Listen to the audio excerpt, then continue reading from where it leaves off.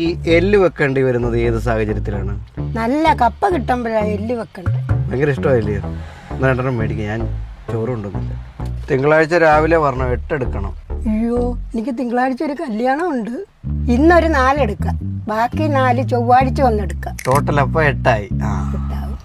ഇവിടെ ഡ്രൈവിംഗ് പഠിക്കുന്ന ലൈസൻസേ ഉള്ളൂ, വിവരക്കേട് പറയുന്നതിനുള്ള ലൈസൻസ് ഇവിടെ ഇല്ല.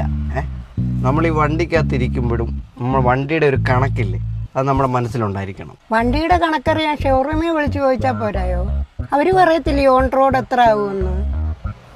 പിന്നെ എച്ചെടുക്കാൻ വരുമ്പോൾ ഫുൾ പൈസയും കൊണ്ട് തുറന്നു എനിക്ക്. എച്ചിന്റെ കാര്യത്തിലെങ്കിലും എച്ചിത്തരം കാണിക്കാതെ ആശാനെ. എന്നാൽ സുരേഷിന്റെയും സുമേഷിന്റെയും പഠന ചെലവ് നിങ്ങൾ ഏറ്റെടുക്കണം. അവരാരാ? എൻ്റെ പിള്ളേര്.